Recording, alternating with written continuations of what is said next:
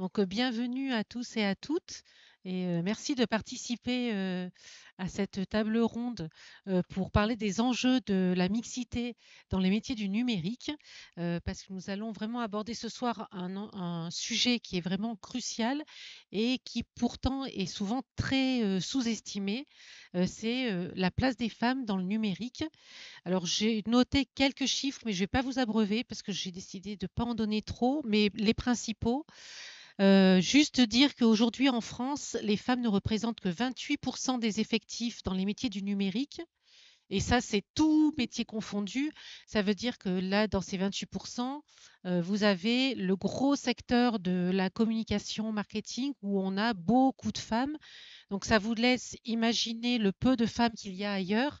Et donc en particulier, on peut dire qu'il y a 16% seulement de femmes dans les postes techniques tels que le développement informatique et la cybersécurité. Et pire encore, en fait, on se rend compte au fil des années, enfin surtout ces dernières années, que le pourcentage stagne, voire même régresse. Et ça, on l'a constaté suite aussi à quand il y a eu un temps où il n'y avait plus les maths obligatoires. Et ça a vraiment joué sur aussi après ben, les orientations des filles en particulier vers les filières techniques et scientifiques. Et enfin, le dernier chiffre que je donnerai, parce qu'il est quand même très marquant et on va y revenir ce soir, en particulier avec les Lyonnes, c'est du côté du leadership. Aujourd'hui, on a seulement 9% de dirigeantes dans les startups technologiques. Donc, ce qui est vraiment très, très, très peu. Donc, voilà, tout ça pour dire qu'il y a un vrai sujet. Et donc, c'est vraiment bien que ce soir, on puisse en parler tous et toutes ensemble. Hem, Aujourd'hui, l'importance de la mixité, elle est, à la fois pour, plus d'égalité entre les hommes et les femmes, mais il y a aussi, en fait, des enjeux sociétaux et en particulier, celui que je voulais un peu mettre en lumière, c'est l'enjeu de l'intelligence artificielle, qui aujourd'hui, en fait, est alimentée par des données qui sont extrêmement biaisées et du coup, donne des résultats qui sont extrêmement biaisés. Or, on le voit aujourd'hui, l'IA se développe de plus en plus et de plus en plus utilisée et pas toujours et les personnes qui l'utilisent n'ont pas toujours, l'éducation qui leur permet d'avoir du recul et d'analyser les données qu'ils vont trouver venant de l'IA. Or, du coup, on est en train de fabriquer une société où l'information va être véhiculée avec plein de biais, à la fois genrés, mais aussi liés à tout ce qui va être stéréotypes pour les personnes racisées, en situation de handicap, en fonction aussi des préférences sexuelles, etc. Voilà, et de l'âge, enfin, il y a vraiment plein d'enjeux. Et donc, nous, celui qui nous occupe ce soir, c'est l'enjeu aussi de la représentation des femmes dans toutes les informations qui pourront être données. Là, les exemples que j'ai trouvés, c'était par exemple, aujourd'hui, il y a des entreprises qui, dans le recrutement, peuvent utiliser l'intelligence artificielle ou en tous les cas des programmes informatiques pour faire du tri de CV. Et en fait, on s'est rendu compte à travers des études que les CV masculins étaient souvent favorisés par les algorithmes de recrutement, simplement parce que les algorithmes ont été formés avec des données biaisées en termes de genre. L'autre domaine, et là c'est vraiment important parce que ça nous touche ou touchera tous et toutes un jour, c'est le domaine de la santé, où on se rend compte qu'en fait la santé, elle a été construite, imaginée, elle a évolué avec énormément d'expériences qui sont faites principalement sur les hommes, et qu'aujourd'hui on constate des erreurs de diagnostic chez les femmes parce que en fait, ben, les médecins et les données qu'on a pu enregistrer n'ont pas été faites avec des études sur les femmes. Donc voilà, tout ça pour dire que cette absence de diversité dans des métiers qui vont représenter un véritable enjeu pour le monde de demain, mais vraiment demain, là, très très proche, puisqu'il a déjà un peu commencé, il y a un vrai enjeu qui va avoir des impacts sur notre vie à tous et à toutes. Donc c'est pour ça qu'on se dit que c'est important de réfléchir ensemble à comment on peut faire changer les choses à tous les niveaux. Et c'est donc pour ça que ce soir, on va aborder des thématiques qui vont être assez variées, puisque nous allons avoir à la fois des intervenantes. Il n'y a que des femmes sur la partie RH pour voir au niveau des entreprises les impacts que peuvent avoir justement ce manque de parité ou de diversité et quelles sont les actions que peuvent mettre en place les entreprises pour y remédier. Nous avons aussi des associations qui sont représentées pour nous expliquer de leur côté qu'est-ce qu'elles mettent en place et quels sont leurs constats aussi en termes de parité dans la société. Et enfin, on reçoit un homme ce soir qui sera là pour représenter la partie éducation. Donc rapidement, je vais vous donner les noms des personnes, je vais vous présenter les personnes qui sont là ce soir. Donc on aura Fabienne Juin qui est chargée de mixité et de parité au Crédit Agricole Technologie et Services. Isabelle Dufresne qui est Talent Acquisition Partner chez Thales, qui est dans les bouchons, mais qui va arriver quand ça sera à elle de parler, elle sera là, c'est sûr. Claire Bedin, qui fait de l'appui à la conduite du changement chez Sopra Steria. Alexandra Carizzelli, qui est présidente de l'équipe des Lyonnes. Colline Bridet, qui est coordinatrice territoriale Aura chez Bicomtech. Faith Roé, qui est chef de projet chez Elle Digital. Fanny Moigny, qui est consultante data analyst et qui viendra témoigner de son expérience chez Capgemini. Et autre témoignage de Aline Bonnier qui va arriver aussi, qui est responsable de département informatique chez Thales. Et enfin, Messaoud Laoucheria, qui est inspecteur à l'éducation nationale dans les filières techniques et numériques en particulier. C'est ça? Très bien. Donc, assez parlé, là, je termine mon introduction et je lance le débat. Et nous allons commencer ce débat avec justement la partie entreprise. Et je vais donc me tourner tout de suite vers Isabelle Dufresne, donc, qui est RH chez Thales, qui n'est pas là. Ah mince, je ne veux pas l'entendre qu'ils ne sont pas là chez Thales. Donc Fabienne Juin, qui est chargée de mixité et de parité euh, au Crédit Agricole. Et la première question que j'ai envie de vous poser, c'est quel constat faites-vous, vous, déjà au Crédit Agricole en termes de mixité, de parité? Alors bonsoir, moi je suis Crédit Agricole Technologie et Services, c'est-à-dire que c'est l'informatique du Crédit Agricole, de toutes les banques du Crédit Agricole. Et donc le constat qu'on fait, hein, dans notre entreprise comme dans les autres entreprises du numérique, c'est qu'il y a une pénurie de femmes. Alors on se plaint pas parce moi je peux vous dire qu'on a 36,5% de femmes dans notre entreprise. Quand on sait que quand on parle de mixité, hein, c'est 40-60.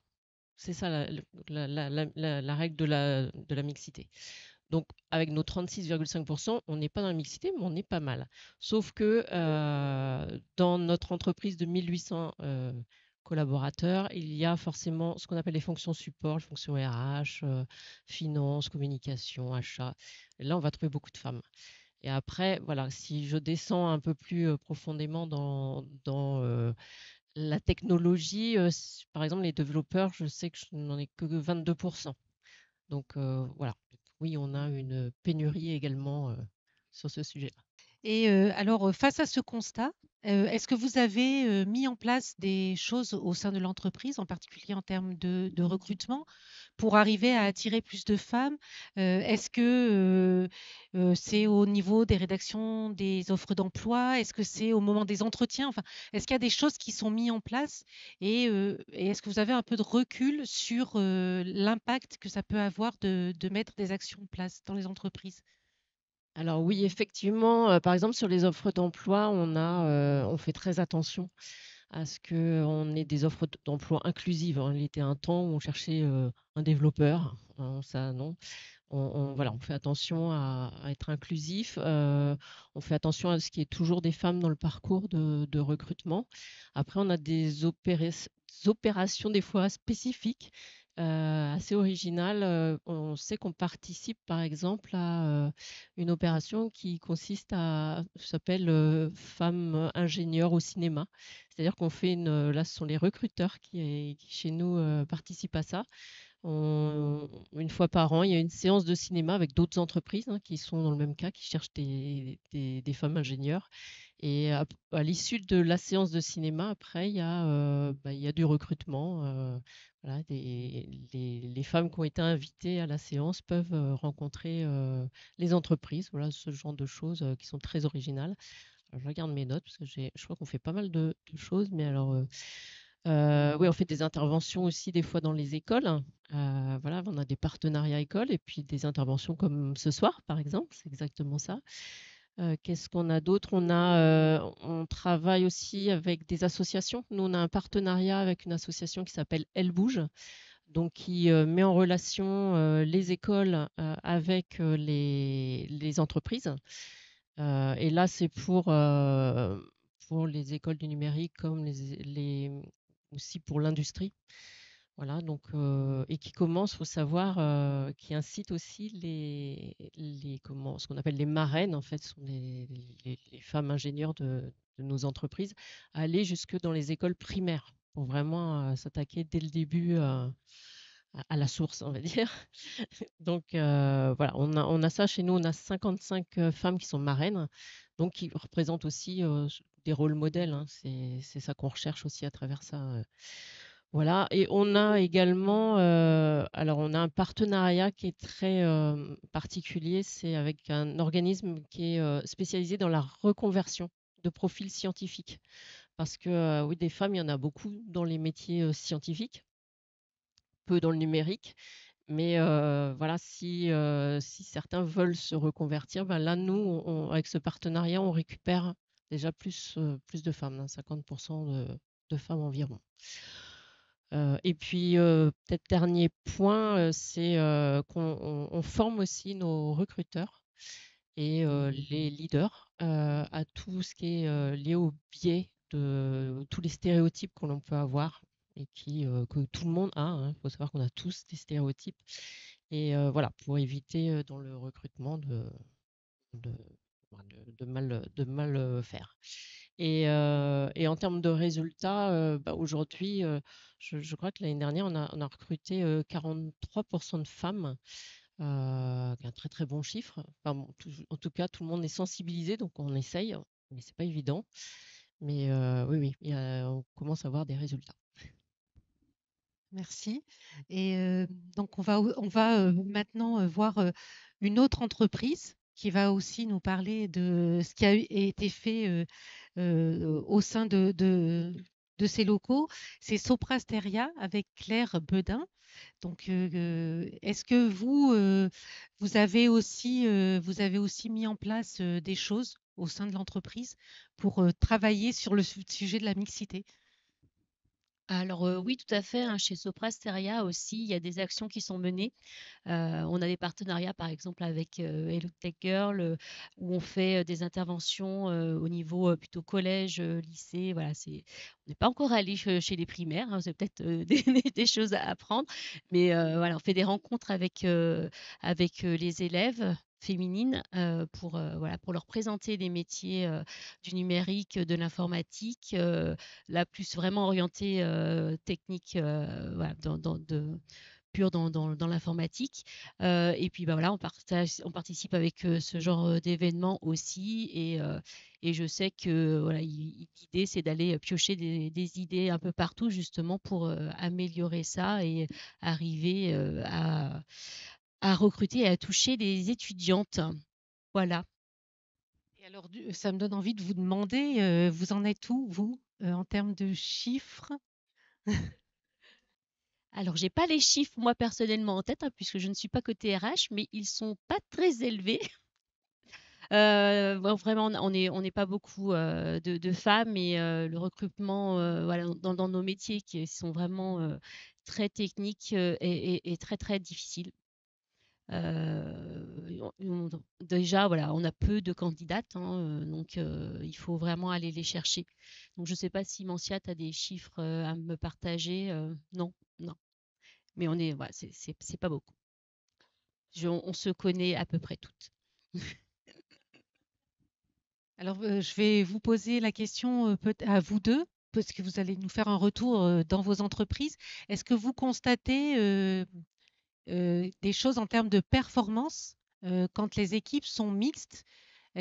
Parce qu'on entend beaucoup dire que dans les entreprises, dès que les équipes sont mixtes, la performance est beaucoup plus grande parce que chaque personne dans sa mixité, puisque même au-delà du genre, mais dans toutes les différences qu'on peut avoir les uns et les unes et les autres, est-ce que vous constatez que ça a un impact sur la performance des équipes et voire même de l'entreprise?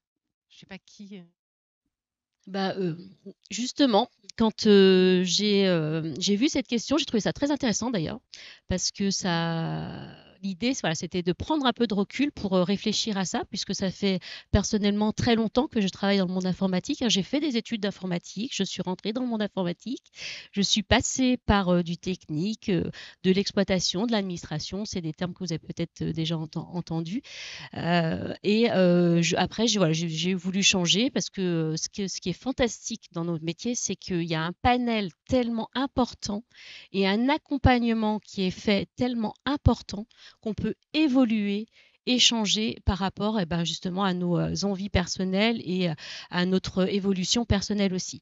Donc moi, je suis passée du monde de pure technique à un monde un peu plus chef de projet pendant un moment. Je faisais aussi du delivery management. Voilà, c'est pas forcément des choses très techniques, même si avoir une couche technique, personnellement, ça m'a toujours apporté parce que on travaille avec des équipes qui ont leur niveau et qui, quand ils peuvent, essayent de nous entourlouper. Bon, voilà, ça existe partout, qu'on soit des hommes ou des femmes.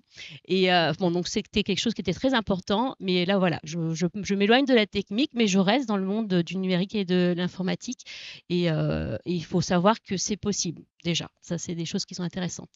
Dans ma vie, donc forcément, j'ai travaillé que avec des équipes mixtes, étant une femme moi-même. J'étais au moins la seule femme dans l'équipe, mais j'ai eu quand même la chance. En général, quand on est dans des entreprises comme ça, où il n'y a pas forcément énormément de femmes, ils essayent quand même d'en mettre au moins 2 ou 3 dans une même équipe, parce que oui, ça apporte quelque chose. En prenant du recul, j'ai vu que quand on est dans une équipe de mixité, on s'aperçoit qu'il y a une meilleure écoute en fait des différents points de vue. Souvent, alors c'est pas pour faire un stéréotype de genre, mais les hommes entre eux, ils pensent qu'ils ont le même point de vue.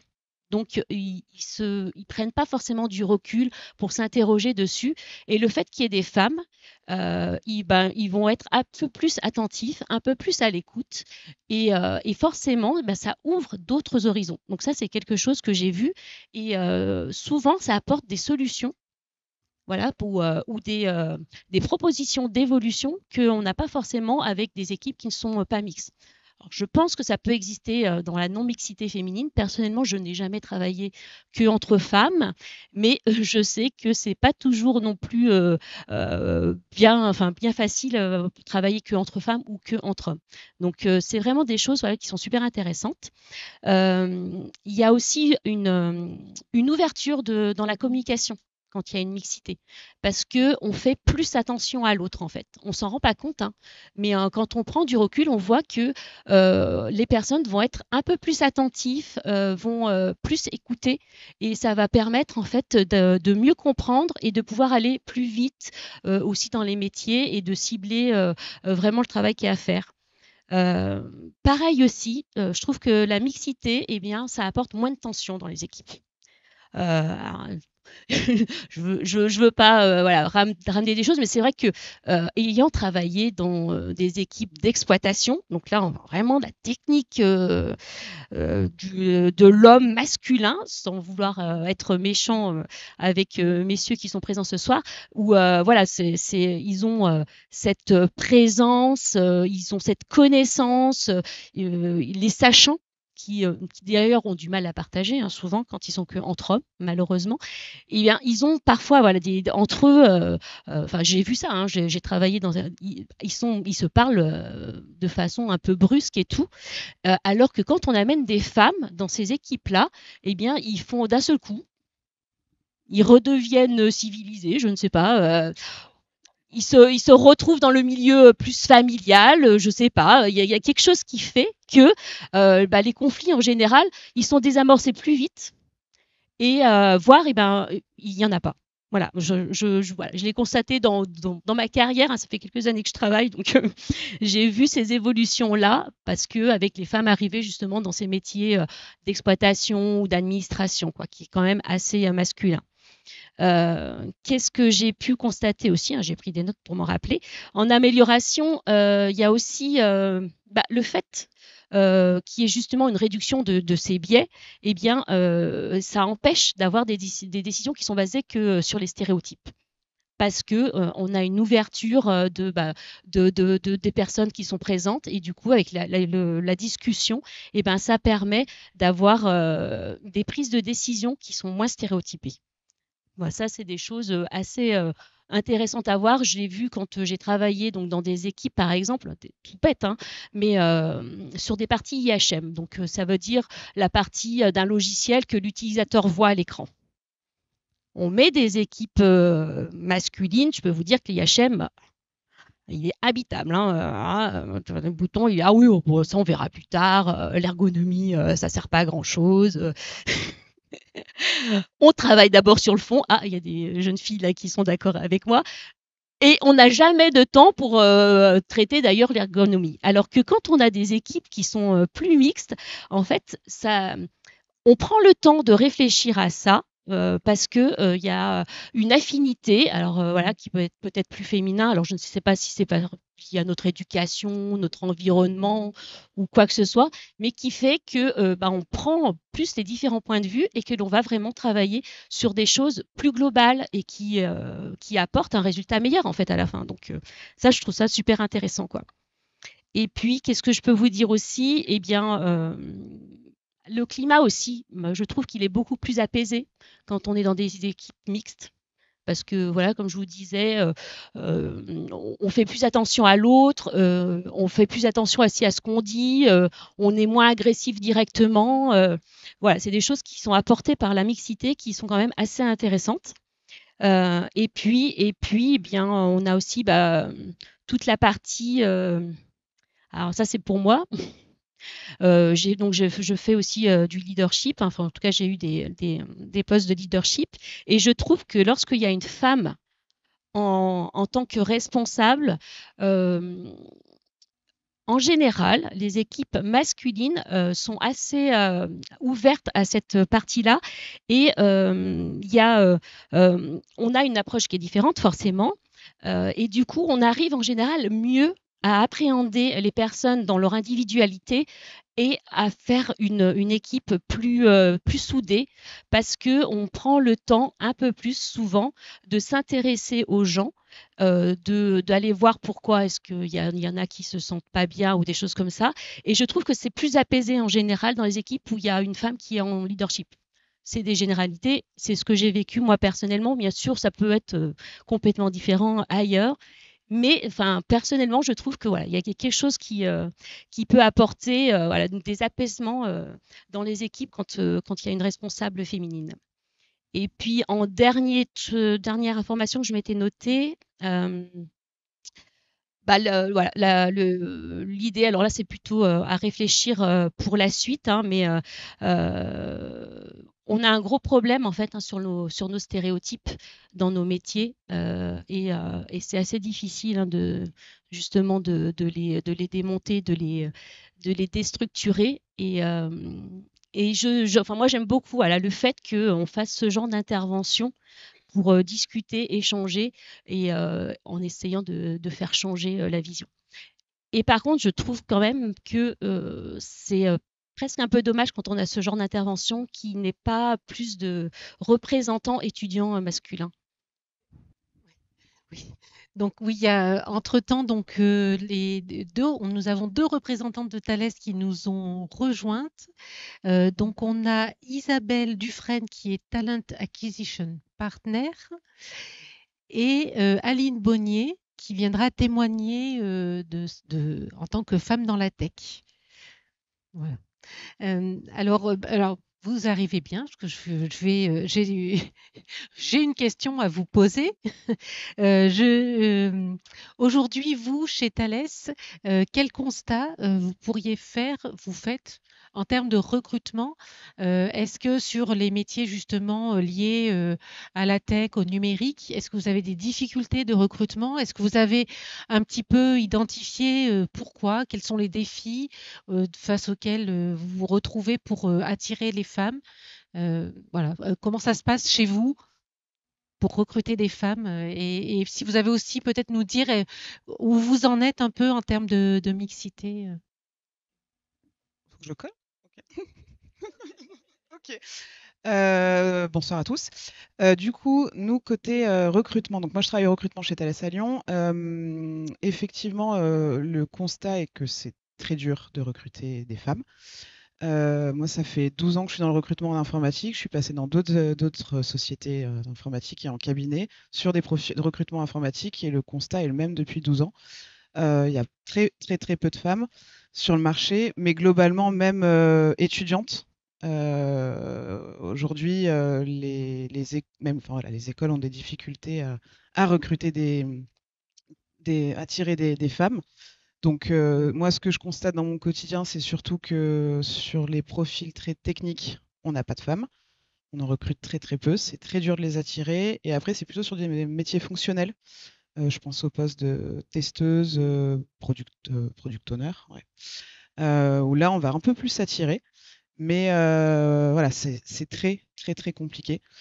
Après, à compétences égales, si on a un homme et une femme, à compétences vraiment égales, si le process s'est très bien passé, ben, on choisira la femme. Mais j'ai envie de dire que ça arrive pas très souvent. Mais voilà, ça serait dans le meilleur des mondes, mais voilà, c'est très compliqué. Euh, mais à l'inverse, c'était une discussion qu'on avait avec Aline tout à l'heure. À l'inverse, nous, côté recrutement, nous ne sommes que des femmes. Voilà, on a le problème à l'inverse. Donc, côté RH, c'est pareil. Et après, le défi majeur qu'on se lance, c'est de pouvoir en attirer davantage. Mais donc, on passe par des associations, on mène des actions de communication, plein de choses, mais ça reste très compliqué. Le métier d'ingénieur peut peut-être faire un peu peur. Ce qu'on constate aussi, c'est que souvent une femme va candidater à une offre d'emploi si elle a 100% des compétences citées, là où un homme candidate, on va dire, et le tente. Voilà. Donc à partir de là, déjà, même en termes de candidature, on a très peu de femmes. Et après, dans les discussions qu'on voit, enfin qu'on entend, c'est aussi peut-être qu'une femme ira chercher un environnement plus petit, une société dite familiale, en mode start-up, ce genre de choses, parce que les grosses structures, les grands groupes, ça peut faire un peu peur. Voilà, c'est ça qu'on constate aujourd'hui et voilà, c'est dur, on aimerait en recruter plus, mais c'est très compliqué. Merci pour toutes ces informations. Et oui, c'était vous, est-ce que vous avez un chiffre ou pas en termes de mixité? Et surtout, alors, moi, j'ai plutôt envie de venir sur un autre sujet. Si j'entends bien ce que vous dites, c'est que la problématique, en fait, elle n'est pas que dans attirer plus de femmes, c'est déjà qu'il y en ait suffisamment, c'est ça, hein? Oui, c'est exactement ça. C'est qu'aujourd'hui, c'est pas le marché de l'emploi où on n'a pas assez de femmes, c'est globalement dès les études, on n'aura pas assez de femmes étudiantes. Et même les écoles font plein de choses, mais c'est réussir à capter très vite les femmes et leur expliquer qu'on peut être ingénieur et être une femme, clairement. C'était ça l'idée. Voilà. Alors là, ce sera une dernière question. Donc, je ne sais pas qui voudra prendre la parole sur cette question-là, mais est-ce que vous constatez, vous aussi, peut-être des craintes chez les femmes qui arrivent dans vos entreprises, dans des équipes qui sont très masculines? ou pas? Ou est-ce qu'elles ont peut-être déjà passé par cette minorité pendant leurs études et que du coup elles sont plutôt à l'aise? Ou est-ce que vous constatez quand même que parfois ça peut être aussi un frein de se dire qu'on va être un peu la seule femme au sein des équipes? Je ne sais pas qui veut répondre.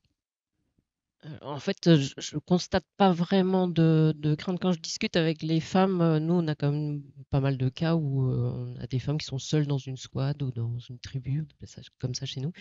Elles me disent, en fait, toute notre scolarité, ça a été ça, quoi. Donc, et souvent, elles sont blindées. Enfin, c'est pas ça qui les gêne. Alors, pour autant, on essaye aussi dans notre entreprise de faire beaucoup de choses sur notamment par rapport au sexisme ou ce genre de choses, voilà, pour créer un environnement pour que ce soit favorable. On fait attention à l'équilibre vie pro, vie perso. Enfin, on fait beaucoup de choses là-dessus, mais en règle générale, elles savent bien gérer la situation. Vous voulez rajouter quelque chose? Non? Bon, de toute façon, on reviendra un peu sur ce sujet-là aussi quand on aura les témoignages de deux femmes qui travaillent justement dans la tech tout à l'heure. Et on reviendra aussi sur le sujet éducation et filles qui s'orientent vers ces métiers-là et ces formations-là. Je vais passer plutôt d'abord par le côté des associations. Avec donc Elle Digital, Bicomtech et les Lyonnes, pour voir de votre côté à vous, comment est-ce que vous avez pris en main cet enjeu, qui est vraiment un enjeu sociétal important.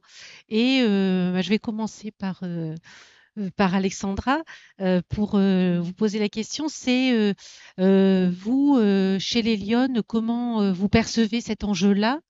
Et quelle mission vous vous donnez un peu justement par rapport à cet enjeu de faire que les femmes prennent plus leur place, puisque vous serez peut-être plus sur l'aspect leadership que purement numérique? Merci beaucoup Cécile, bonsoir. Alors justement, pour répondre à cette question, nous, il y a un élément qui était marquant dans ce que vous avez dit tout à l'heure, dans les chiffres que vous avez commencé à énoncer. Vous avez dit que en matière d'IA notamment, il y avait un biais parce que les CV masculins étaient repérés par les algorithmes et donc étaient, disons, plus largement remontés dans les recherches. Mais c'est aussi pour une raison très simple, et vous l'avez un petit peu évoqué tout à l'heure, c'est qu'en fait, les filles, elles minorent tout le temps leurs expériences, leurs expertises dans les CV. Et les messieurs, on a toujours l'impression qu'ils viennent de remporter le premier poste du CAC 40. Et ça, c'est une règle claire dans la vie. Donc, mesdames, mesdemoiselles, soyez audacieuses déjà pour commencer. On ne vous demande pas de mentir, on ne vous demande pas d'en faire des caisses, mais simplement valoriser ce que vous faites. Donc ça commence par là. Donc c'est vrai qu'il y a des biais dans l'IA, mais il y a aussi des biais parce que nous-mêmes, on y met plus ou moins d'ingrédients. Après, sur la question de la santé, vous l'avez relevé aussi, il y a des choses qui commencent à émerger. Nous, on le voit à l'équipe des Lyonnes, on vient de signer un partenariat avec l'OL féminin et on a été très frappés parce que l'OL, et en fait, on commence seulement à découvrir ces enjeux-là sur la question du sport de haut niveau. En fait, les études jusque présent, vous l'évoquiez au début, on les faisait uniquement sur le corps des messieurs. Donc en fait, on a fait des tas d'études pour savoir les muscles, etc., les accélérations, ce qui se passe dans telle et telle situation, la récupération. Mais on l'a toujours fait sur les corps des hommes, jamais sur les corps des femmes. Et donc aujourd'hui, la nouvelle présidente de l'OL féminin, justement, a investi de l'argent, investi de la recherche sur ces sujets pour pouvoir regarder eh bien, les spécificités du corps féminin et qui font que eh bien, il y a des accidents qui peuvent être évités, des performances qui peuvent être améliorées. Ça veut dire quand même que c'est vrai qu'il y a toute une sphère qu'on a un petit peu laissée de côté et qui fait que aujourd'hui, forcément, de fait, eh bien, on est aussi, on en paye un petit peu les conséquences. Et donc, nous, on a pris le parti à l'équipe des Lyonnes. Alors, c'est une association, mais c'est surtout un réseau, l'équipe des Lyonnes, qui est né il y a 3 ans. Et l'idée de ce réseau, c'était de partir du principe que, effectivement, alors cette semaine, on a tout particulièrement parlé d'énergie masculine dans les métiers de la Silicon Valley et de la tech. Et ben nous, on a pris le parti de parler de l'énergie féminine. Mais on s'est dit, on va le faire de manière positive, c'est-à-dire qu'on va pas commencer à dire, oh là là, les garçons sont méchants et on peut rien faire. On va regarder tout le spectre des possibles et pourquoi les femmes, elles font pas ce qu'elles ont envie de faire. il y a des raisons. Aujourd'hui, en France, si on ne fait pas ce qu'on a envie de faire, par exemple, si moi, demain, je voulais piloter une fusée pour aller sur la Lune, je ne pourrais pas le faire. Et je pense que c'est une bonne chose que je ne puisse pas le faire. Mais je ne pourrais pas le faire, non pas parce que je suis une femme, je ne pourrais pas le faire parce que je n'ai pas les compétences, je n'ai pas fait les études pour, etc. Si j'avais vraiment voulu le faire, sous réserve bien sûr d'avoir les qualités, j'aurais pu piloter une fusée. Donc aujourd'hui, en France, il n'y a rien qui empêche les femmes de faire. Pour autant, vous le rappeliez tout à l'heure, elles sont très peu nombreuses dirigeantes d'entreprise, elles sont très peu nombreuses à pouvoir lever des fonds dans les métiers, dans la tech, etc. Pourquoi? Parce qu'on fait moins confiance aux femmes, mais parce qu'elles se font aussi moins confiance. Et à un moment, on ne sait plus trop ce qui fait qu'on n'a plus confiance. Je vous donne l'exemple des fonds, des levées de fonds. On dit les femmes, elles lèvent moins d'argent que les messieurs, et souvent, quand il y a des startups qui font des tours de table, eh bien, les femmes, on leur donne moins d'argent. Ou bien en fait, on nous dit tout le temps, attention mesdames, vous levez beaucoup moins d'argent que les messieurs dans les tours de table. Donc quand on y va, on se dit oulala, moi ça va être compliqué parce que je suis une femme et du coup on va me donner moins d'argent. Donc on se met déjà dans une posture où on fait la moitié du chemin inverse. Non, ça va pas, il n'y a pas de raison. Donc il faut se faire accompagner, il faut aller solliciter les bonnes personnes, il faut évidemment bien se préparer, mais il faut aussi arrêter de se persuader tout seul qu'on ne va pas y arriver. Donc nous, on a pris ce parti-là à l'équipe d'Elion de créer un réseau qui travaille sur 3 choses. La confiance en soi, parce que aujourd'hui, on fait des études, je vous ai amené un livre blanc qui est notre production annuelle, où on regarde justement ce qui fait que les femmes sont moins présentes dans certaines sphères de la société et très présentes dans d'autres. Premier élément qui revient dans tous nos chiffres et nos statistiques, la confiance en elles. Les femmes ont une très faible confiance en elles. Alors, il y en a je vous rassure, hein, comme dans tous les clichés, il y a des femmes qui ont extrêmement confiance en elles et aussi trop, comme les messieurs. Mais il y en a quand même beaucoup qui n'ont pas confiance en elles. Et pire, il y a beaucoup de femmes qui n'ont pas d'estime d'elles-mêmes. Donc là, vous voyez, on revient de loin parce que quand vous n'avez pas d'estime de vous et que vous pensez que vous ne valez rien, c'est quand même très compliqué de se dire ah bah tiens, moi je rêverais d'intégrer Thales, ça m'a toujours fait rêver. Je vais envoyer ma candidature et je pense que j'ai une chance et qu'on va peut-être me repérer. Non, vous le faites pas. Vous dites de toute façon je suis nul, je regarde l'offre d'emploi, j'ai à peine 5 compétences sur 10, j'y vais pas. Alors qu'effectivement, un homme va se dire j'en ai 2, c'est bon, avec un peu de chance, ça passe. Pareil, d'ailleurs, je finis sur ça. D'ailleurs, moi, j'ai fait beaucoup de recrutement dans ma vie. Les femmes commencent systématiquement les entretiens de recrutement par lister tout ce qu'elles ne savent pas faire. Alors ça, c'est pareil, arrêtez. Arrêtez de nous dire quand vous rentrez dans le bureau d'une DRH ou de quelqu'un qui vous recrute. Alors moi, sur l'annonce, ça, je sais pas le faire. Et ça, je suis pas trop mal. Et ça, je le maîtrise. Non, allez-y, commencez déjà par nous annoncer ce que vous savez faire. C'est quand même énervant, je dirais, à force. Donc, la confiance en soi. Deuxième élément qu'on travaille, le réseau. Moi, personnellement, je ne sais pas vous, mais moi, j'ai mis 20 ans à comprendre à quoi servait un réseau. On ne m'a pas expliqué. Je ne viens pas d'une famille où il y avait des réseaux.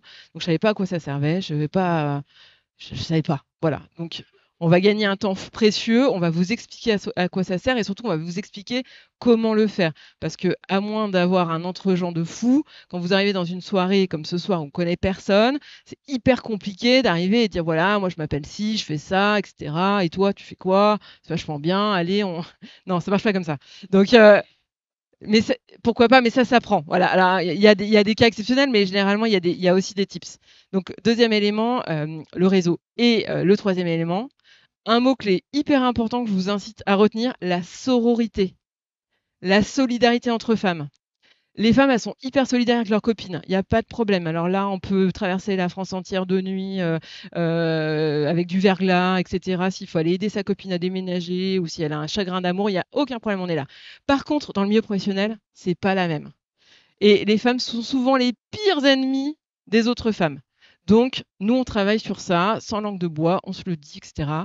En fait, apprenons à nous réjouir des succès de nos consoeurs. Ça fait aucun mal. Et au contraire, même ça fait même extrêmement du bien. Voilà comment nous, on a pris le parti de répondre à ces sujets. Aujourd'hui, donc on a 3 ans d'existence, on est 3000 membres sur le groupe privé LinkedIn et on est 800 adhérents. Et on fait surtout évidemment des événements pour traduire tout ça de manière très concrète.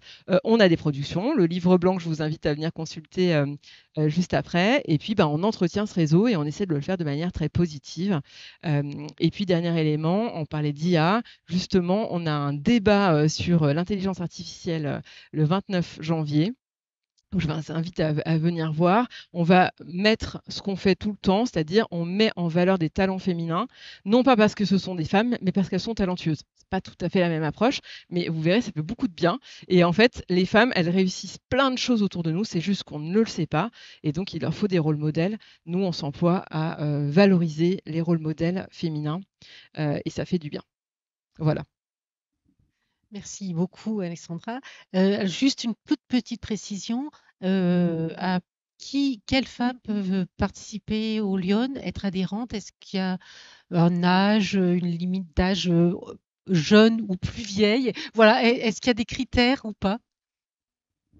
Très bonne question, merci de l'avoir. Bien sûr, j'aurais dû commencer par ça. Alors évidemment, il n'y a aucun critère, notamment pour une raison simple, c'est que nous, on accueille les femmes et les hommes. Parce que tout ce qu'on fait, c'est ouvert aux hommes, et c'est ce qu'on disait tout à l'heure. Pourquoi il n'y a pas suffisamment de messieurs ce soir? Quoique, il y en a quand même pas mal. Précisément, nous, on pense qu'il faut qu'on embarque les hommes avec nous si on veut que les femmes aient plus de place dans le débat. Nous, on ne demande pas, on ne revendique pas être les meilleurs, on ne revendique pas plus de place, on revendique juste toute notre place. C'est pas tout à fait la même logique.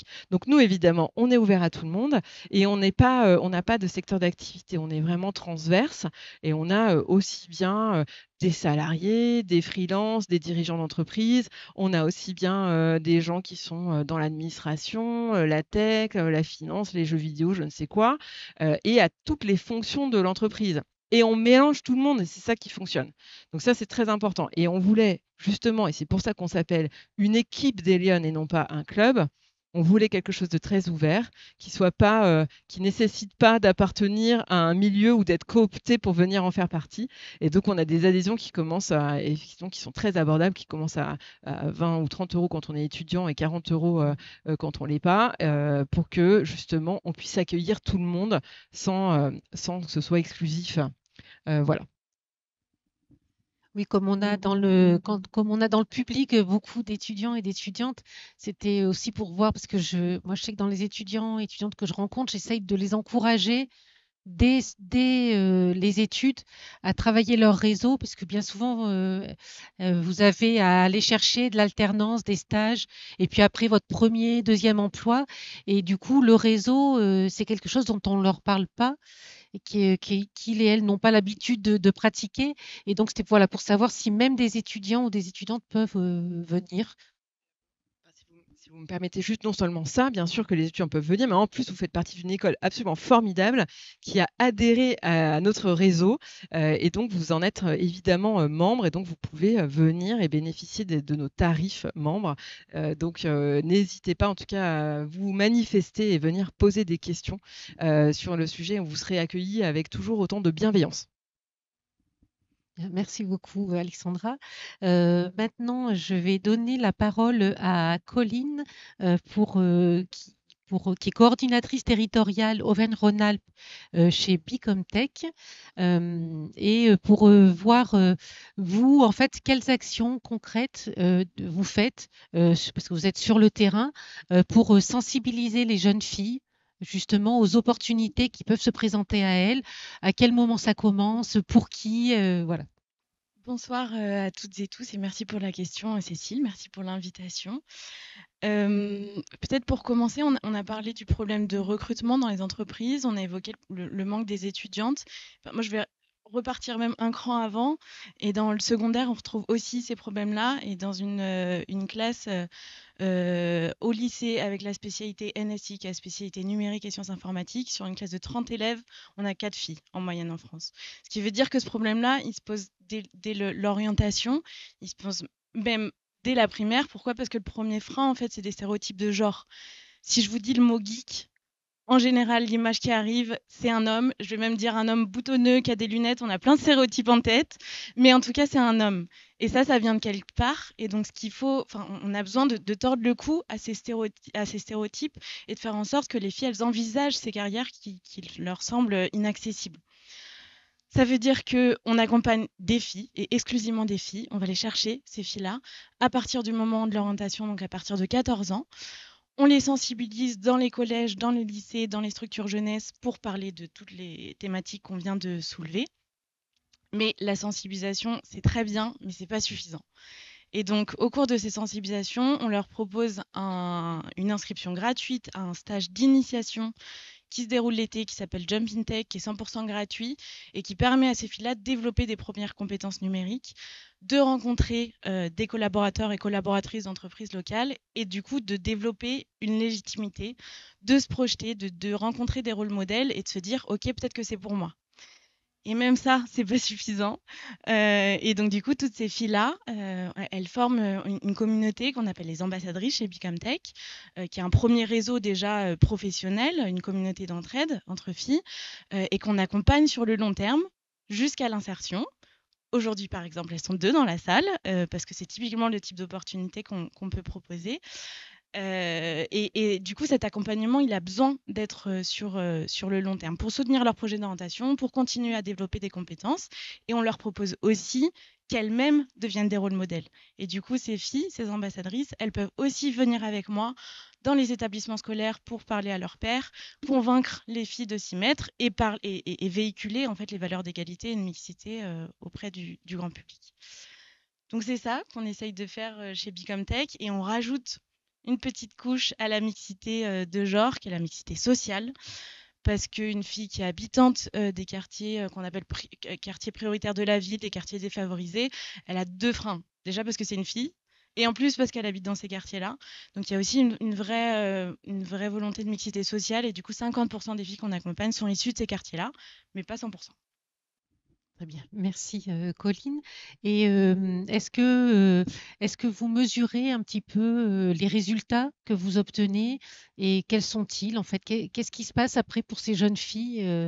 Moi, que j'ai eu la chance d'en rencontrer certaines lors de certaines de vos sessions. Et qu'est-ce qui se passe après et comment vous arrivez à mesurer si vous avez vraiment un impact dans les choix qu'elles vont pouvoir faire pour leur vie future? Alors oui, on mesure notre impact déjà parce que c'est extrêmement demandé et parce que c'est très pertinent pour savoir ce qui marche ou pas. Du coup, on travaille avec une agence externe qui est spécialisée dans la mesure d'impact et qui a prouvé du coup 5 impacts sociaux des différents programmes que j'ai soulevés là, dont le développement de compétences numériques, j'espère, dont la capacité à s'exprimer en public. Et là, on revient plutôt sur la question de la confiance en soi, du leadership qui est très important. Aussi le changement de représentation sur le secteur du numérique et la place des femmes dans ce secteur-là.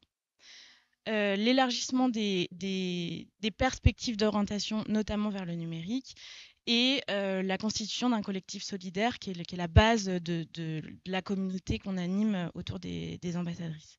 Et pour donner qu'un chiffre, donc c'est des impacts sociaux qu'on mesure chaque année auprès des filles qu'on accompagne, et pour donner qu'un chiffre, il y a 84% des filles qu'on accompagne qui déclarent avoir plus d'ambition dans leur parcours scolaire qu'avant de participer au programme. Et c'est peut-être un chiffre assez parlant sur l'impact long terme qu'on essaye d'avoir et ce changement assez structurel dans l'orientation des filles qu'on accompagne. Donc, je vais me rapprocher et pour pouvoir mener ces actions auprès de ces jeunes filles et donc les encourager à avoir plus confiance en elles, à y aller beaucoup plus facilement. Est-ce que vous avez des partenariats particuliers avec, je sais pas, d'autres associations, des écoles, des entreprises? Est-ce que vous avez besoin des entreprises, par exemple, pour pouvoir mener tout ça? Alors absolument, avec plein d'associations, avec plein d'écoles et il y a un tissu associatif très dynamique à Lyon, notamment avec Elle Digital, mais pas que, qui permet de déployer tous ces programmes, mais aussi et surtout avec les entreprises. Et tout ça, c'est possible, j'allais dire presque que si les filles, elles rencontrent ce monde professionnel et elles rencontrent des collaborateurs et collaboratrices qui sont engagés dans les entreprises locales. Alors du coup, nous, on propose des formats d'engagement qui sont très ponctuels, qui peuvent être des visites d'entreprise, des interventions sur des tables rondes ou l'animation d'un atelier. Mais ça permet du coup aux filles de rencontrer des rôles modèles qui sont accessibles avec des profils qui sont diversifiés, pas que des hommes, il y en a aussi, mais aussi des femmes, des jeunes, des moins jeunes, des parcours différents, et du coup de pouvoir se projeter. Et les entreprises, elles sont nombreuses à s'engager sur ces formats-là, et elles sont indispensables pour pouvoir avoir l'impact qu'on souhaite avoir auprès des filles. Merci Colline. Et alors je vais donner la parole maintenant à une autre association, à l'association Elle Digital avec Faith Roé, qui est chef de projet de 2 projets très importants chez Elle Digital. Et j'aimerais justement Faith que vous nous présentiez en fait les actions pour lesquelles Elle Digital, donc qui a pour mission de promouvoir justement la mixité dans les métiers du numérique, quelles actions vous avez mis en place aussi pour pouvoir promouvoir cette mixité? Merci, bonsoir. Donc, ça tombe bien parce que là, on rejoint vraiment l'action de Elle Digital rejoint vraiment l'équipe des Lyonnes, Bicomtech, puisque nos 2 principaux pôles d'action sont donc la mixité, ou en tout cas l'enjeu de la mixité auprès des collégiens de 3e, donc dans tous les collèges. Et d'ailleurs, là, on a un des plus gros fournisseurs avec Innov d'étudiants qui nous accompagnent dans cette démarche, et l'accompagnement des femmes en conversion. Donc, nos 2 principales actions. Donc là, je vais peut-être parler du projet Orientation 3.0, qui est un de nos projets phares pour essayer de passer un message de mixité auprès des collégiens et de les attirer vraiment dans les métiers du numérique, puisqu'on part de ce constat et de tous ces chiffres voilà, qui sont quand même catastrophiques. Et donc, on intervient auprès d'environ 4000 collégiens avec l'aide précieuse justement des représentants, donc des étudiants et étudiantes du numérique qui nous accompagnent dans cette démarche pour présenter les différents métiers du numérique, pour essayer de casser les biais et les stéréotypes en faisant une présentation vraiment de l'actualité des femmes dans le numérique. Et cette année, nous avons été accompagnés également par des entreprises qui permettent d'avoir aussi une réalité, en fait, de ramener en fait toutes ces présentations qui restent quand même assez abstraites pour des collégiens de 3e, qui ramènent un peu sur le terrain de la réalité, qui travaille dans le numérique et quels sont les différents métiers. Voilà, donc c'est vrai que, alors, 4000 collégiens touchés, donc alors, je pense pas qu'on ait vraiment la parité. Et sur ces 4000 collégiens, en général, donc on fait un sondage, donc nous, on n'a pas un sondage, comment dire, très, très professionnel, mais on demande, en fait, on demande aux jeunes filles qui seraient intéressées et aux jeunes garçons, puisqu'on ne voudrait pas exclure les garçons, de lever la main. Et c'est à ce moment-là, en fait, qu'on enregistre nos données. Et sur ces 4000 collégiens, on se retrouve avec 300 collégiennes et qu'on va essayer de recontacter après pour leur proposer des stages justement dans les métiers du numérique. Et là, c'est encore, on écrème encore, enfin, on écrèmerait du tout. En fait, on se retrouve avec une trentaine de collégiennes.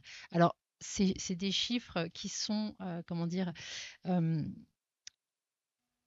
assez, enfin, je reviens au mot catastrophique, mais qui pour nous représente une montagne, puisque on se dit que c'est 30 plus c'est 30 plus c'est 30, on va certainement, voilà, c'est des gouttes d'eau finalement, mais on reste motivé, voilà, on reste vraiment très motivé, puisque c'est vraiment le seul moyen. Alors évidemment, on travaille aussi on retravaille la formule, essayer peut-être d'intervenir de manière plus étendue, puisque c'est vrai qu'on n'est que sur une semaine. Il faudrait que voilà, on essaie de revoir un peu les formats, mais par contre voilà, on est très motivé pour continuer, puisque il y a du boulot. Voilà. Alors j'aimerais quand même qu'en quelques mots, vous parliez aussi du programme d'accompagnement des femmes, parce que j'aurai des questions après pour aussi pour les entreprises.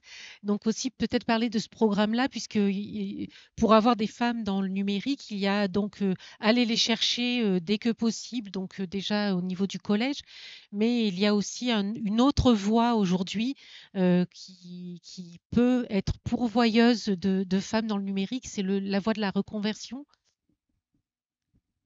Oui, tout à fait. Donc, on a effectivement un programme qui s'appelle Elle-Transit Elle-Transit et des ateliers aussi également de présentation des métiers de présentation des métiers du numérique tout au long de l'année.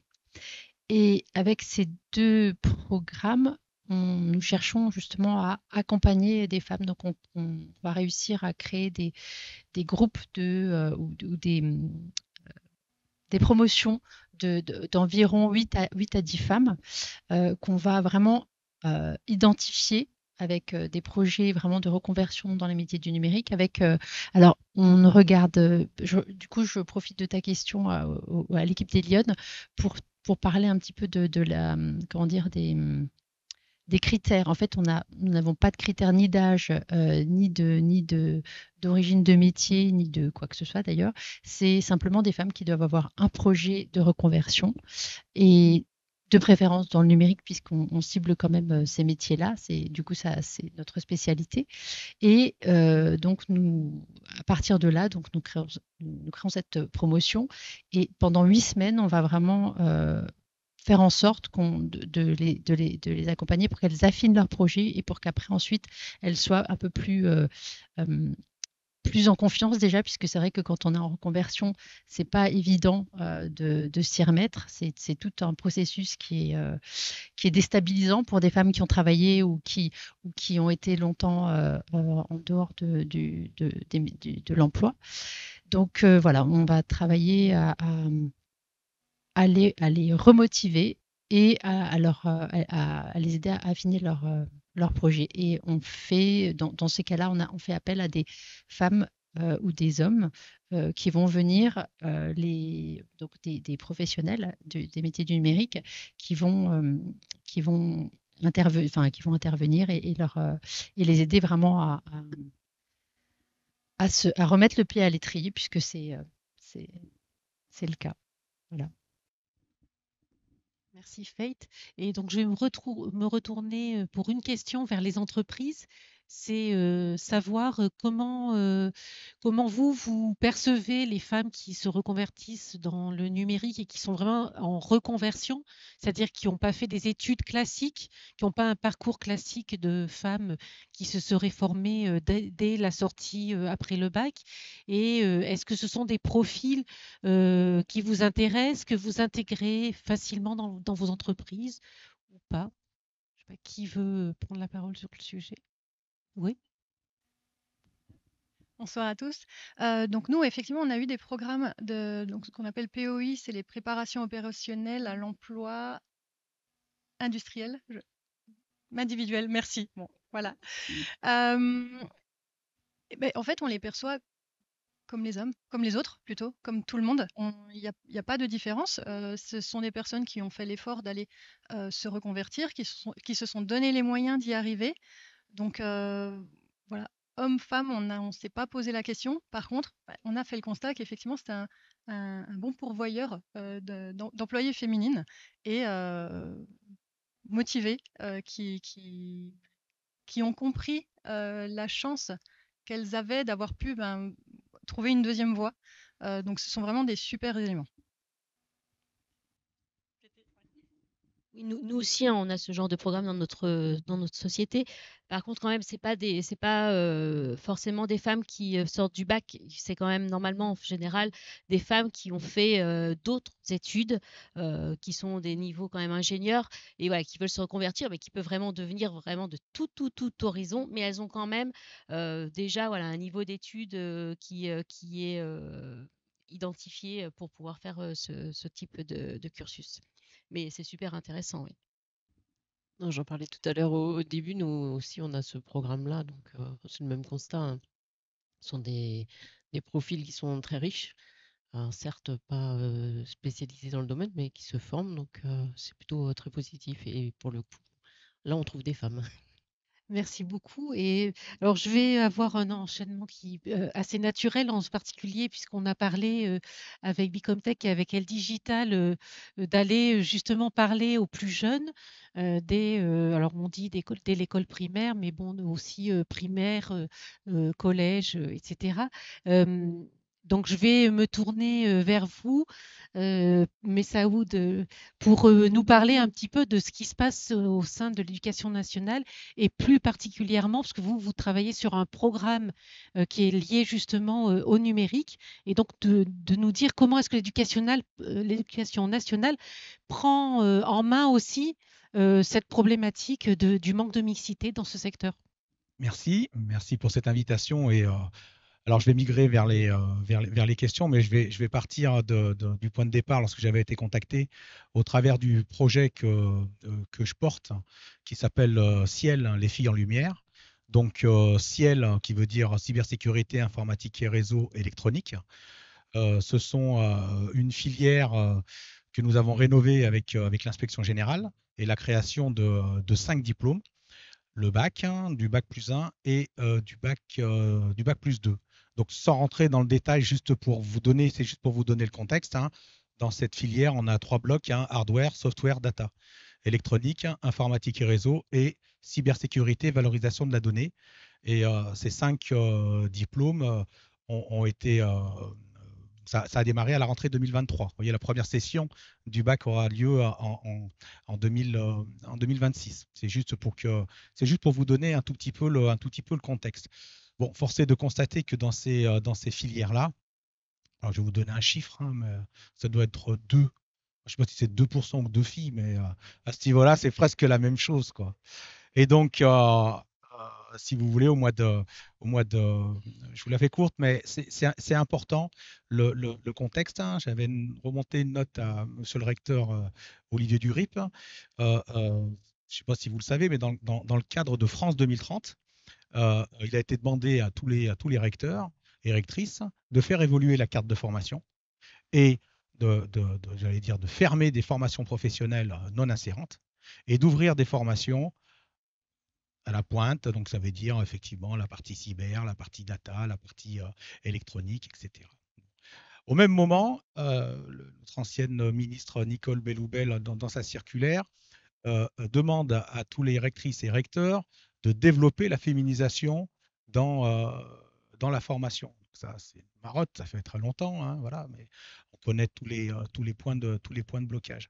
En ce qui me concerne, donc, je suis sur une filière industrielle, sur ces techniques industrielles. Donc, en charge de ces filières, j'ai eu la chance d'écrire une bonne partie du BTS et du bac pro. Donc, j'ai proposé au recteur, sur le quartier de Vénissieux, dans un lycée qui s'appelle le lycée Jacques Brel, en l'occurrence, d'ouvrir une formation. Donc, il y a eu une fermeture en fait de formation en secrétariat et il y a eu une ouverture de formation à partir du 1er septembre prochain en ciel. Et l'objectif que j'ai proposé à monsieur le recteur et à l'inspecteur d'académie, c'est d'avoir 60% de filles, donc les 60-40, parce que c'est la règle de la mixité. Donc, l'objectif que je m'étais fixé, en tout cas que je me fixe, c'est arriver à 60% de filles sur une capacité de 24 élèves.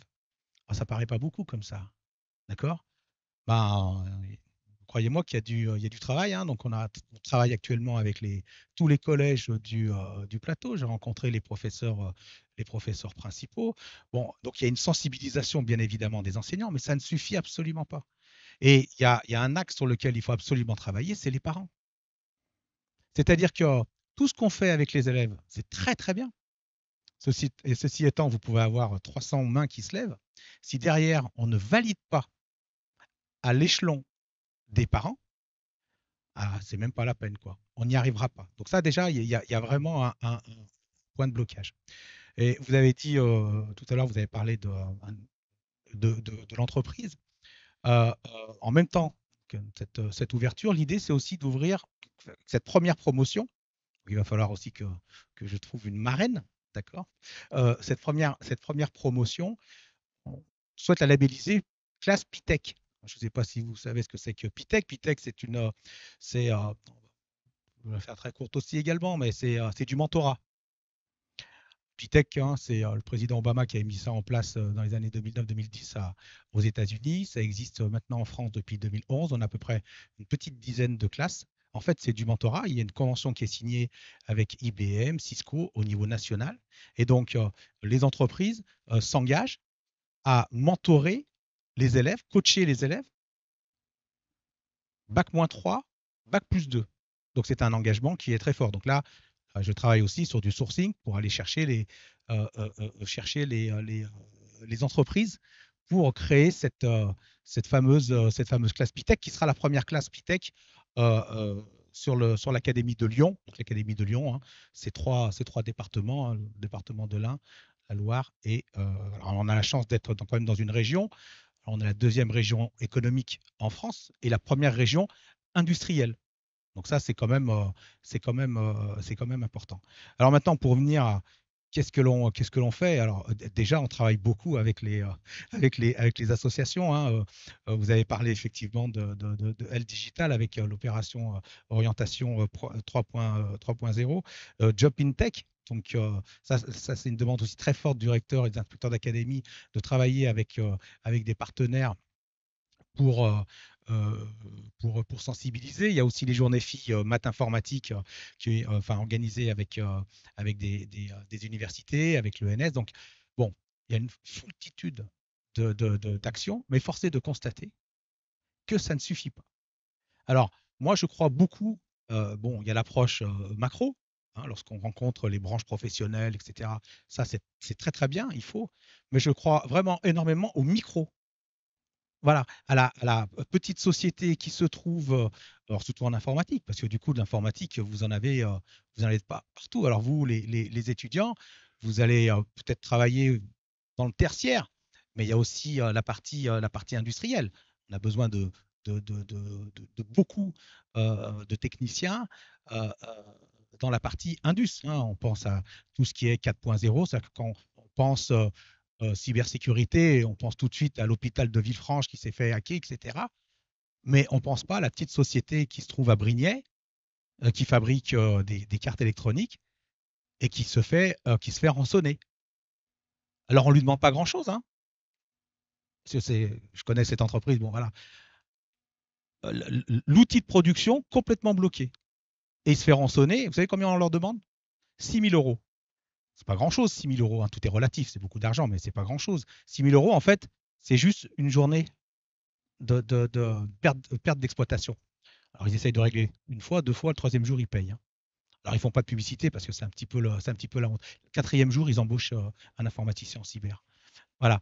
Donc, tout ça pour vous dire, bon, vous allez peut-être travailler dans le tertiaire, mais pensez aussi à l'industriel. Et puis, en termes d'initiative, il y a tous les changements qu'il y a eu au niveau du collège sur l'intégration donc dans la découverte des métiers du numérique. Et ça, c'est dans les programmes. Vous avez entendu aussi parler de PIX. Hein. Aujourd'hui, vous avez on a un vrai référentiel de compétences liées à l'approche du numérique.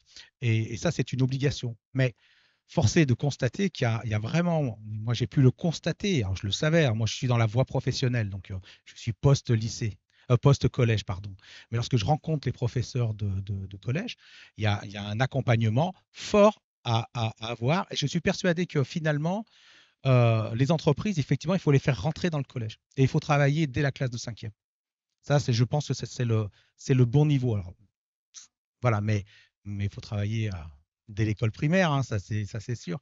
Mais je pense qu'à partir donc le cycle 4, la classe de 5e, c'est un travail de tous les jours, de tous les instants, par des témoignages, par des ateliers, sans oublier les parents. En tout cas, l'Éducation nationale et le rectorat de Lyon travaillent énormément avec les associations pour effectivement démystifier et puis tordre le cou au fait que les filles n'ont pas leur place dans le numérique, dans l'électronique, dans la cyber, dans l'infrastructure et réseau et que sais-je. Voilà, je suis parti un petit peu dans tous les sens. Merci. Alors, je vais vous poser une question parce que vous avez dit quelque chose qui est très intéressant et auquel souvent dans les associations, on est aussi confronté. Alors, je ne sais pas si vous avez la réponse ou si quelqu'un l'aura autour de la table, mais c'est sur la question des parents, puisque vous l'avez dit que on aura beau faire beaucoup de choses dans l'éducation, dans les entreprises, dans les associations, mais comment on fait pour aller leur parler aux parents et arriver à les convaincre? Ben, on crée des événements. On crée des événements. On crée des événements dans les établissements. On crée des événements par le biais de leurs enfants. C'est-à-dire qu'au moment où on a ciblé, effectivement, c'est vrai que là, il y a un vrai travail de fourmi, vous le disiez tout à l'heure. Hein, enfin, voilà, vous avez identifié les élèves, les filles en l'occurrence, et puis derrière, on va travailler avec elles. Donc, de créer des événements et de faire des rencontres parents avec des femmes qui travaillent dans le secteur et pas spécialement des ingénieurs ou des pilotes de fusée, d'accord, mais plutôt, plutôt voilà, des techniciennes, parce qu'il faut de tout, hein, on a besoin d'ingé. Il n'y a pas de souci, d'accord, hein, on a des ingénieurs robotiques, on a des ingénieurs en électronique, ok, d'accord, mais on a également besoin de Bac+2, Bac+3, des techniciens qui travaillent dans ces. Voilà. Donc, les parents, ah bah oui, il faut créer les événements. Et je pense que les événements, il faut passer par ce qu'on essaye de faire. Euh, je pense aux 3 PM. Vous savez, nous avons des classes de 3e prépa métier où ces classes-là, on découvre, on fait découvrir aux élèves les différents champs.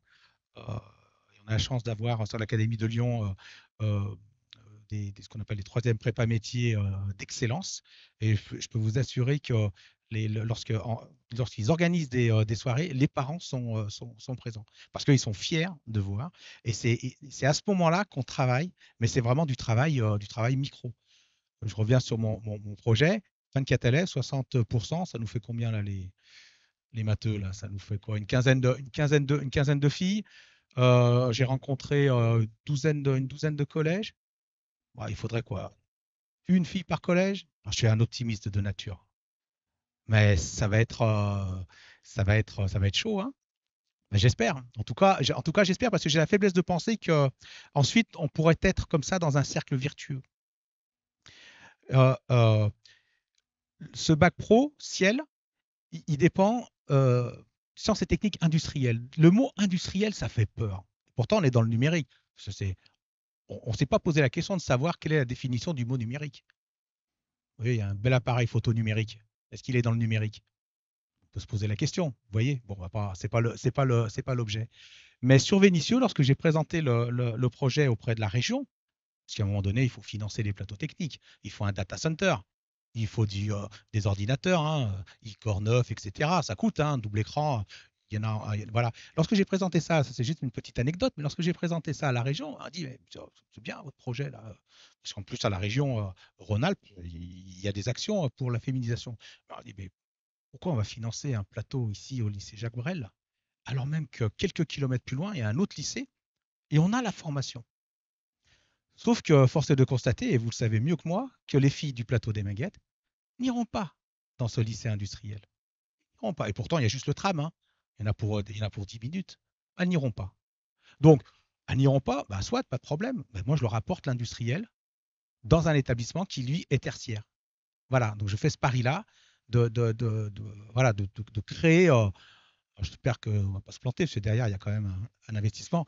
Alors, on ne va pas se planter, parce qu'au bout du bout, il y aura des garçons qui vont demander, mais nous, l'objectif, c'est quand même 60% de filles. Donc, parlez-en autour de vous. Merci, Cécile. Merci beaucoup. Pour conclure un petit peu tout ce qu'on vient d'entendre. Ouais. Oui, mais je concluais pas. Je disais juste que du coup, pour conclure tout ce qu'on vient d'entendre, je trouve que c'est le plus intéressant de donner aussi la parole à ces femmes qui sont dans le numérique, dans la tech, pour qu'elles témoignent, elles, de leurs expériences, de comment elles le vivent, quel a été un peu leur parcours, et peut-être donner envie, justement, comment faire pour donner envie à d'autres filles de rejoindre ce secteur. Donc, alors, je prends mes petites notes. Bonjour à tous. Donc, moi, je m'appelle Fanny. Je suis consultante data analyst chez Capgemini. Alors, moi, de mon côté, dans mon expérience, moi, je viens d'études en biologie et j'ai une spécialisation en bioinformatique. Donc, il y a toujours eu quand même des femmes dans la partie technique parce que, comme on le disait tout à l'heure, quand on vient de domaines scientifiques, tout de suite, la proportion n'est pas exactement la même. Donc, dans mon parcours, dans ma carrière, du coup, ça m'a un peu suivie parce que même aujourd'hui, même si je fais plus du tout de biologie, il y a encore des profils féminins autour de moi qui viennent de la biologie aussi. Et de mon côté, c'est vrai qu'au global, donc la question au global, c'était aussi de savoir est-ce que la sous-représentation des femmes m'a affectée dans ma carrière ou dans mon quotidien. Je dirais que globalement, pour moi, ça s'est très bien passé. Je pense que aussi justement parce que j'avais pas mal de femmes autour de moi aussi dans les métiers techniques. Après, ça n'empêche pas, voilà, certaines expériences, certaines remarques déplacées qu'il y a pu y avoir au cours de ma carrière. Alors, je ne parle pas forcément de Capgemini, hein, parce que j'étais dans plusieurs entreprises, mais ça reste anecdotique au global. Donc, c'est pour dire, vous pouvez y aller, ça va, ça va bien se passer au global. Et même, donc, pour enrichir un petit peu ce témoignage-là, donc j'ai demandé à mes collègues aussi ce qu'elles en pensaient, quelles étaient leurs expériences. Donc, j'ai demandé à 5 de mes collègues chez Capgemini, côté data et côté développement aussi. Et elles m'ont dit aussi globalement que pour elles, c'était des expériences plutôt positives, qu'il y avait une bonne ambiance dans les équipes, même dans les équipes avec beaucoup d'hommes, la plupart du temps. Donc voilà, ça c'est la partie rassurante. Après, donc il y avait quand même quelques points, il y a quand même des difficultés, il ne faut pas se leurrer. Les points que j'ai notés, c'était la partie un peu effet de groupe. C'est-à-dire que si on est une femme dans un groupe d'hommes, il y a plusieurs choses auxquelles on peut être confronté. Ça peut être dans l'ambiance globale, si je suis une femme dans un groupe de mecs, ils peuvent se sentir plus à l'aise de faire des blagues, on va le dire, hein, des blagues de cul, des réflexions sur leurs femmes. Ça peut être des réflexions sexistes. Ça peut être aussi une manière de communiquer, on en parlait avant, une manière de communiquer qui peut être un petit peu, on roule des mécaniques et on est un petit peu dans l'assertivité pour rivaliser avec les autres hommes. Et tout ça, ça peut avoir un impact quand on est une femme au milieu de ce groupe-là, de se dire, bon, il y a des choses qui peuvent me mettre mal à l'aise, il y a un mode de communication avec lequel je peux être mal à l'aise aussi, comment est-ce que je peux faire? Donc ça, c'est des choses qui peuvent arriver. Moi, mon conseil, ce serait d'essayer de ne pas laisser passer des choses qui mettent mal à l'aise, en fait, tout simplement. Alors tout simplement, c'est difficile. Souvent, je trouve que c'est difficile de réagir sur le coup. Donc moi, ce que je conseille, c'est potentiellement de revenir après. Il ne faut pas se sentir mal de se dire, j'ai rien dit sur le coup, du coup, c'est trop tard. Je pense qu'il faut, voilà, on peut se préparer, revenir vers la personne après et dire, voilà, quand tu as dit ça, j'étais un peu mal à l'aise pour telle et telle raison. Et après, il y avait aussi un point autour du harcèlement. C'est-à-dire que quand on est une seule femme ou peu de femmes dans un groupe, j'ai une collègue aussi qui m'a parlé de ses expériences où elle a été harcelée plusieurs fois par plusieurs hommes. Et quand elle est une seule femme ou juste quelques femmes dans une grosse équipe masculine, ça peut être compliqué parce que forcément, on est plus facilement la cible. Parce que si c'est du harcèlement sexuel, par exemple, s'il n'y a pas beaucoup de femmes, forcément, ça tombe sur nous. Et puis, c'est difficile aussi de trouver parfois du soutien. Alors, les gens peuvent donner du soutien derrière, c'est-à-dire qu'ils vont dire ah, je suis d'accord avec toi, c'est pas normal, etc. Mais parfois, il manque un soutien de front, c'est-à-dire en face de la personne. Quand la personne a des comportements inappropriés, et de le soutenir la personne aussi devant elle, c'est-à-dire dire ce que tu fais n'est pas normal. Et ça, donc les 2 personnes qui m'ont parlé de ça ont dit qu'elles avaient eu des difficultés là-dedans avec des gens qui les soutenaient en privé, mais pas en public. Voilà, donc c'est un conseil qu'on peut donner, c'est de se soutenir en fait même si on a peur, ça peut être on a peur pour son poste, ça peut être on a peur des réactions, etc. Donc c'est pas forcément évident. Et un dernier point qu'on a noté, c'est un point peut-être qui vient tempérer un peu tout ça, c'est-à-dire que j'ai aussi une collègue qui m'a dit, moi, j'ai proposé des super profils masculins pour rejoindre mon équipe. Et on m'a dit, non, on a atteint notre quota d'hommes, il nous faut des femmes maintenant. Et du coup, elle était un peu frustrée aussi, en fait, qu'on se prive de certains profils. Parce qu'elle disait, voilà, quand on essaye de recruter une proportion plus grande que celle qu'il y a en école d'ingénieur, eh bien, on peut se heurter à ce problème-là, de commencer à avoir moins d'exigences pour les profils féminins, de commencer à se priver aussi de certains profils masculins, d'un point de vue voilà, de l'équipe. Donc, c'est vraiment une question de proportion, c'est-à-dire, bien sûr qu'il y aura plein de profils de femmes hyper compétentes. La question, c'est savoir est-ce qu'on y a accès, est-ce qu'ils sont là, et s'ils ne sont pas là, la discrimination positive peut aussi avoir un impact sur la manière dont les femmes vont être se percevoir elles-mêmes. J'ai notamment une collègue qui m'a dit, moi j'étais en entretien en call avec un homme qui passait le même entretien en même temps. Il avait clairement plus, en tout cas de manière en apparence, il avait clairement plus d'expérience que moi, il était plus pointu sur le sujet, et c'est à moi qu'on a proposé le poste. Et elle du coup, elle s'est posé la question, pourquoi est-ce qu'on m'a donné le poste? Parce que ça peut aussi créer des effets délétères.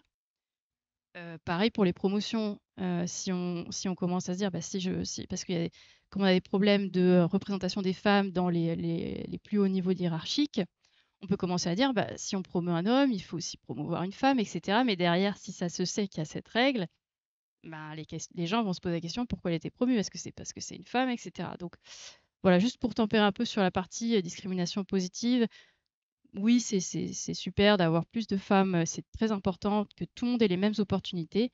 Et justement, voilà, si on essaye d'avoir des pourcentages très élevés, on peut aussi avoir l'effet inverse qu'on ne recherche pas.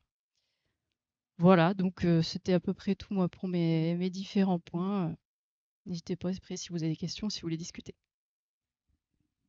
Et alors juste, avant de donner la parole à Aline, c'est peut-être pour les jeunes filles qui sont présentes là ce soir, si vous aviez envie de leur dire quelque chose pour peut-être les encourager à continuer pour celles qui sont déjà parties sur cette voie-là et à encourager celles qui hésitent encore, peut-être.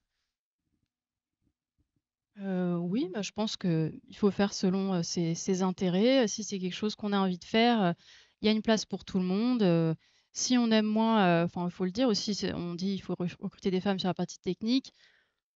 Si on se sent pas à l'aise, on peut toujours se former. Il y a énormément de ressources pour se former. Et il n'y a pas de raison. Il y a eu aucune recherche qui a pu démontrer une quelconque différence de performance cognitive sur les métiers de la science, sur les mathématiques ou quoi que ce soit. Donc, il n'y a pas de raison. Et après, je dirais, il faut faire en fonction de ses propres intérêts. On n'est pas obligé non plus d'être dans des métiers techniques parce que des fois, c'est des choses qui sont très valorisées, alors que les métiers qu'on dit support ou des métiers des plus fonctionnels qui vont être d'organisation, etc., sont aussi très importants pour le déroulement d'un projet, pour le développement d'un produit. Et souvent, c'est des métiers aussi qui ont pas mal d'intérêt pour les femmes parce qu'il y a plus d'interactions sociales, on est un peu au milieu de tout, on peut aussi apaiser les conflits, etc. Donc ça peut être aussi un intérêt qu'on peut avoir. Donc il y a vraiment plein de choses à faire. Voilà, donc allez-y. Merci beaucoup. Ouais, effectivement, il y a beaucoup de métiers très différents et qui sont souvent très méconnus encore aujourd'hui. Donc, c'est avoir la curiosité peut-être aussi d'aller chercher des infos sur ces métiers. Et donc, Aline, donc un peu même question, c'est quelle expérience vous avez fait d'être femme dans la tech et si vous aviez un message que vous auriez envie de faire passer justement à des jeunes femmes qui hésitent encore un peu, qu'est-ce que vous leur diriez? Merci. Donc en fait, pour vous donner mon conseil, je vais devoir vous raconter un petit peu ma vie, je vous rassure, je vais rester dans le sujet. Le plus proche. Donc moi, je ne savais pas ce que je voulais faire de ma vie. Arrivée au lycée, on me parle de l'informatique, ça me paraît sympa. Les 2 personnes que je connais dans l'informatique, c'est ma grande sœur, une femme, et une copine d'école. qui est elle aussi intéressée par l'informatique. Donc moi, je suis arrivée le premier jour dans mon IUT, où là, je me suis dit, mais pourquoi il y a tellement d'hommes? Qu'est-ce qui s'est passé? Il n'y a pas besoin d'avoir des caractéristiques physiques masculines pour faire de l'informatique.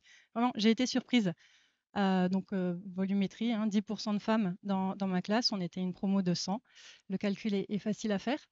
Ça m'a beaucoup fait réfléchir. Pendant les premières semaines, j'ai eu ce défaut de me dire: «Je suis pas à ma place, je devrais pas être là». Puisque je regarde à droite, à gauche, c'est pas moi que je retrouve, quoi, ce sont des hommes.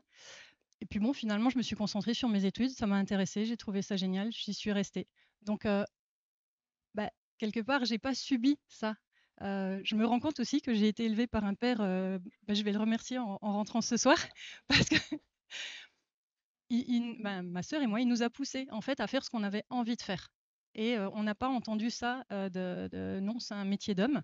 Donc ouais, je me rappelle de son conseil, «Sois un homme, ma fille». Bon, voilà, je le comprends maintenant. Heu, donc le conseil que j'ai à donner, c'est: si ça vous intéresse, allez-y. C'est fini, il y a plus de métiers, alors peut-être dans le mannequinat éventuellement, mais il y a plus de métiers qui sont vraiment masculins. Avant, peut-être des métiers de force, oui, on peut pas le nier. En général, les hommes sont plus forts que les femmes, je dis bien en général. Mais voilà, c'est plus le cas maintenant, on a des outils qui nous permettent de pouvoir lever des charges lourdes, donc on peut le faire aussi. Donc c'est vraiment mon conseil, c'est: vous avez envie, vous pouvez. Il n'y a pas de raison. Donc allez-y. Très bien, merci beaucoup. Merci pour vos témoignages et pour vos conseils qui, j'espère, seront entendus par toutes les personnes présentes ce soir. Bien, je vais maintenant conclure la table ronde. Donc, je vous remercie tous et toutes pour votre participation. Voilà, c'était très riche de voir comment on pouvait aborder la mixité sous tous les aspects, que ce soit entreprise, éducation ou même au niveau associatif. Qu'est-ce qui peut être mis en place pour encourager les femmes à aller vers ce secteur. Voilà, c'est très important de diffuser ce message. Donc, n'hésitez pas aussi, vous, à le faire passer, à le diffuser autour de vous, puisque voilà, la mixité, dans le numérique, c'est vraiment un enjeu sociétal important pour le monde de demain et d'aujourd'hui déjà. Voilà, c'est pour des questions d'éthique, mais aussi, on l'a vu et entendu, ça peut être aussi pour des questions de performance au sein des entreprises, au sein des équipes. Donc voilà, allez-y, trouvez votre place, prenez-la surtout, parce que c'est souvent qu'on n'ose pas trop la prendre. Donc, si, voilà, comme l'ont dit les deux jeunes femmes qui ont témoigné, si ça vous plaît, si c'est ce que vous avez envie de faire, ouais, la conclusion, ça sera allez-y, et il y aura de toute façon de la place pour vous. Voilà, merci encore.